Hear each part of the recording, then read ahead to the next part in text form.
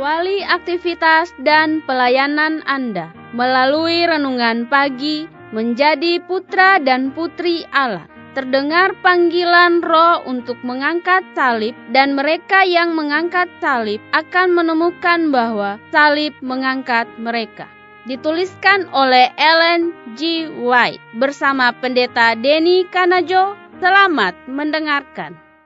Shalom, salam sejahtera untuk para pendengar dimanapun Anda berada saat ini. Kita berjumpa kembali dalam mendengarkan firman Tuhan melalui audio renungan pagi. Pada tanggal 27 November 2021 dengan judul Pandanglah Kristus, Meleburlah dengan Gambarnya. Sebelum kita melanjutkan bacaan renungan kita pada pagi hari ini, kembali saya mengajak semua para pendengar yang setia untuk berdoa bersama-sama.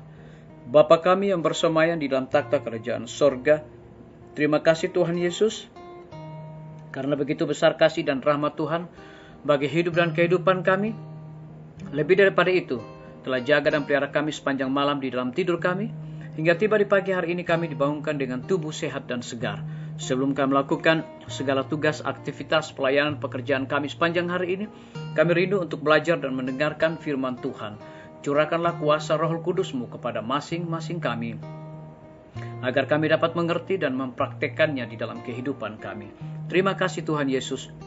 Ampuni kami Bapa, karena kami sudah berdoa hanya di dalam nama Tuhan dan Juru Selamat kami. Amin. Ayat inti kita terambil di dalam Injil Yohanes pasal yang pertama ayat yang ke-14. Demikian firman Tuhan. Firman itu telah menjadi manusia dan diam di antara kita, dan kita telah melihat kemuliaannya, yaitu kemuliaan yang diberikan kepadanya sebagai anak tunggal Bapa, penuh kasih karunia dan kebenaran. Mari kita ikuti penjelasannya. Kekuatan bangsa dan seseorang tidak ditemukan dalam peluang dan fasilitas yang tampaknya membuat mereka tak terkalahkan. Itu tidak ditemukan dalam kebesaran kebanggaan mereka. Yang dapat membuat mereka hebat atau kuat adalah kekuatan Tuhan. Mereka sendiri dengan sikap mereka terhadap tujuannya menentukan nasib mereka sendiri. Sejarah manusia menceritakan pencapaian manusia, kemenangannya dalam pertempuran, keberhasilannya dalam mencapai kebesaran duniawi. Sejarah Allah menggambarkan bagaimana manusia dilihat surga. Dalam catatan-catatan ilahi, semua kelayakannya terlihat dalam kepatuhannya terhadap tuntutan Allah. Abad memiliki misi sendiri, setiap saat memiliki pekerjaannya sendiri. Semua itu melewati keabadian dengan beban sendiri. Tuhan masih berurusan dengan kerajaan duniawi. Dia ada di kota-kota besar. Matanya melihat, kelopak matanya menguji tindak tanduk anak-anak manusia. Kita tidak boleh mengatakan Tuhan yang dulu, tetapi Tuhan yang sekarang.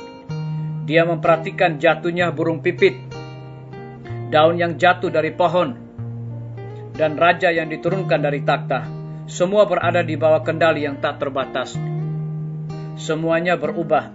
Kota-kota dan bangsa-bangsa diukur dengan pengukur yang ada di tangan Tuhan. Dia tidak pernah membuat kesalahan. Dia membaca dengan benar. Segala sesuatu yang duniawi tidak pasti, tetapi kebenaran ada selamanya.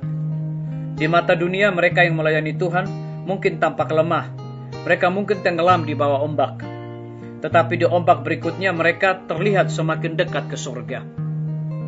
Aku memberikan kepada mereka hidup yang kekal, firman Tuhan kita, dan tidak seorang pun akan dapat mengambil mereka dari tanganku. Meskipun raja-raja akan dilemparkan dan bangsa-bangsa disingkirkan, jiwa-jiwa yang mulai iman menghubungkan diri mereka dengan tujuan Allah akan ada selamanya.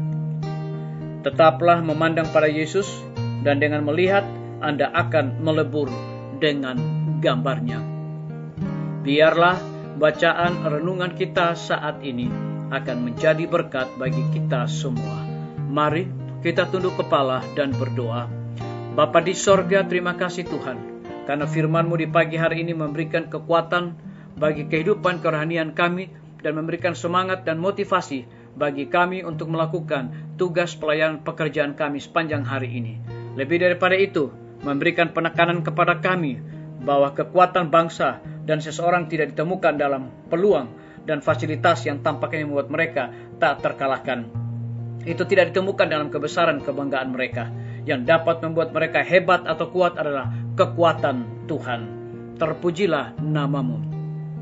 Pada pagi hari ini hamba berdoa untuk pemerintah kami. Tuhan memberkati Bapak Presiden bersama dengan Wakil Presiden, para menteri dan seluruh stafnya, Bapak Gubernur bersama dengan wakil, Bapak Wali Kota bersama wakil, Bapak Bupati bersama wakil, camat dan seluruh stafnya, kepala desa, lurah, RT, RW, dimanapun mereka berada saat ini. Tuhan lindungi, pelihara mereka, curahkan hikmat dan pengetahuan sorga, agar dapat menjalankan roda pemerintahan di tengah-tengah pandemi dan kesukaran hidup saat ini, boleh sesuai dengan amanat dan titah Tuhan. Kami berdoa untuk para tim medis. Tuhan berkati dokter, perawat, bidan dan semua para pekerja kesehatan yang ada di setiap rumah sakit, bahkan puskesmas yang ada di Indonesia. Curahkanlah hikmat, pengetahuan sorga dan sukacita di dalam pelayanan, agar di tengah-tengah pandemi ini biarlah mereka dapat memberikan pelayanan yang terbaik bagi orang-orang yang datang membutuhkan pertolongan mereka. Kami berdoa untuk pimpinan-pimpinan organisasi gereja Tuhan, dari tingkat yang tertinggi sampai kepada gembala jemaat dimanapun mereka berada. Saat ini mereka membutuhkan akan kuasa Roh Kudus di dalam menjalankan pelayanan mereka. Kami berdoa untuk TNI, Polri, PNS, wira swasta, petani, pedagang, nelayan, ojek online, dan saudara-saudara kami yang ada di dalam penjara.